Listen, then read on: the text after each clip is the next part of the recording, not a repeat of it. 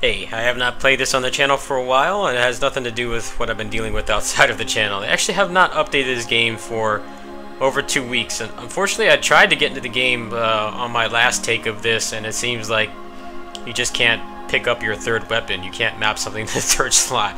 So I assume that they broke something, so I can't even like actually play the game right now, but I'm going to go over the rest of the changes. Honestly, this update's a little disappointing for how long they didn't update. It's pretty uncharacteristic for them to go more than like 2 or 3 days without updating.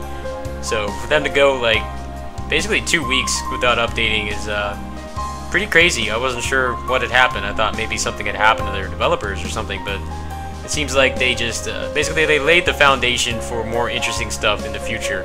And knowing them, you know, probably by this time next week there will be more content in these new mechanics. So you notice that there's a soul store here. This lets you buy a bunch of stuff with the currency. So the first tab is basically avatars. If you're old enough to remember Ragnarok Online, you probably remember how the avatars, or the characters worked in that game. You had the torso, which was different depending on whichever class you were playing. And then you had the head, which was customizable. You could add like a little hat avatar and a little accessories and stuff like that. So that's basically what you can do here. You can buy a little head. So I bought the ninja head because that's probably my favorite one. I don't know if any of these are new or not. Kind of masked them away from you. There's this side quest here, which is in such terrible English or English. I'm not even sure what this does, but for 5,000 points, I really didn't feel like taking a risk on it. And what's really interesting here is they have these titles. So the titles are basically like a new equipment slot that you can use before a run starts. You can equip 2 of them at once.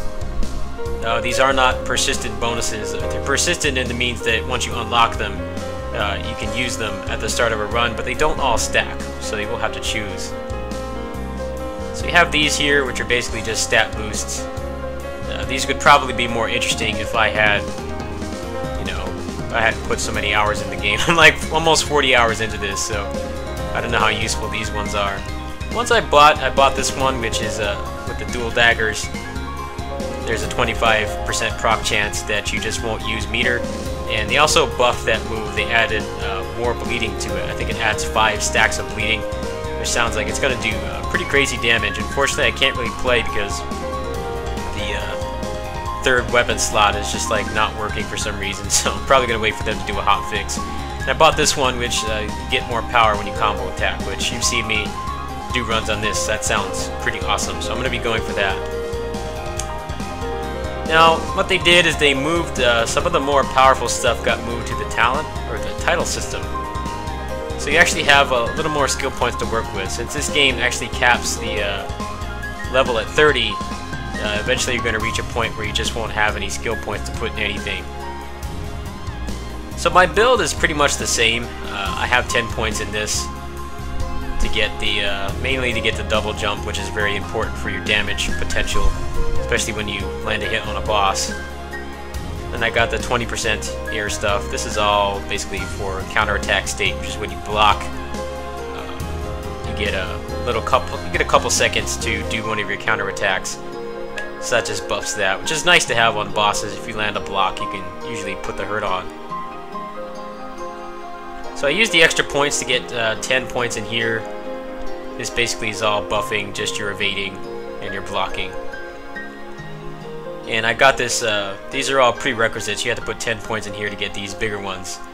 I got this one, which allows you to get a random food item when you finish a combat room, which I can't really test right now because the game's kind of broken at the moment. But from here on out, I'm going to put 2 more points in here for the prereq to get the frequenter, which will allow you to, any item will be sold at half price. Apparently they've done some changes to the economy. Apparently items, I think they have a lower base price now, which is good. It wasn't uncommon for the shop to sell a level 4 item that was basically impossible to get unless you saved for the whole run, and you got it pretty much at the tail end of the run, which obviously didn't really make much sense. You wanted to have a more balanced build. It wasn't ever worth getting that. So I'm assuming that that will be changed here. Unfortunately, I can't really show it because playing without a third weapon is a pretty big detriment. So they changed this stuff over here. The chest will have an extra badge. So that's going to make it easier to get into the super challenge room and also get more money in general because you get more money when you can finish challenges. So I'm probably going to put some points in here. I have 7 points to work with. So another 3 here, and then I'll have 4 to work with here. So it's a little easier to get the juicy stuff. I hope that they will just remove the level cap. It seems kind of pointless to have that, especially in a roguelike, which is supposed to have, you know, not infinite, but greatly extended or lengthened replay value compared to other stuff. I'm not sure what the plan is there. It's kind of a, wouldn't call it a lackluster update, but it does seem a little underwhelming is probably a better word for it, considering how long they had not updated. But I'm sure by this time next week they will have more interesting stuff, probably more things in the Soul Store. I know that they've said that this is going to be used to unlock items, which I'm kind of interested in because the items that are in the game right now I think are pretty balanced. I think that they all have a use. Most of them have a use, and there's not really a whole lot of trash items in this game.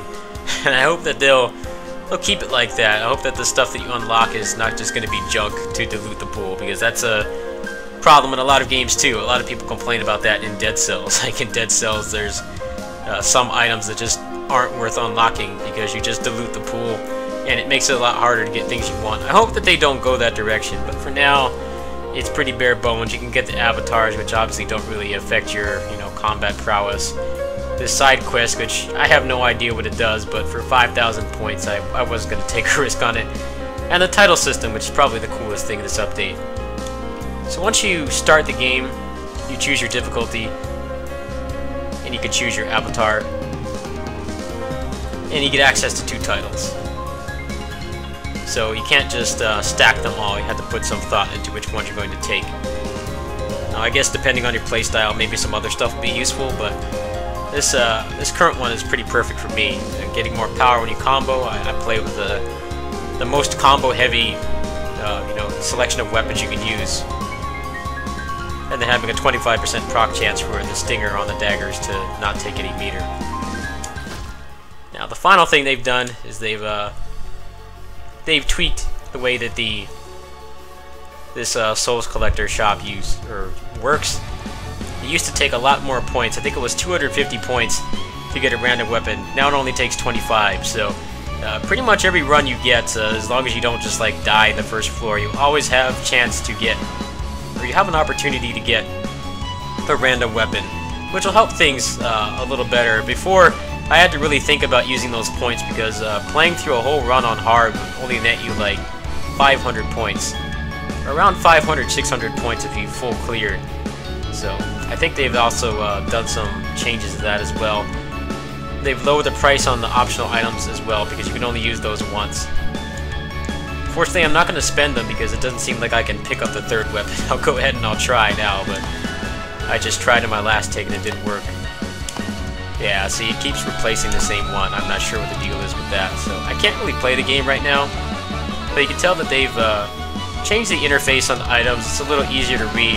The presentations on it a little better, so it's probably pretty nice. Seems like the font's a little bigger as well. So when you quit, seems like they've changed how the soul value accumulation will work. Looks like you get a buff for the difficulty rate and stuff like that. I can't really test it until they fix the whatever's wrong with the picking up the weapons. But yeah, that's basically the gist of what they've changed. I think they also changed the end boss to only be 1 worm, and I think they buffed his attack speed. Unfortunately, I can't really test that either, so I'll have to do an addendum to this later. But yeah, I just thought I'd keep you guys posted on this. I have not set up the capture card yet. I'll probably do that in the morning. So most likely tomorrow's video will be that, unless they put out a hotfix for this. Anyway, I'll catch you guys later. Peace.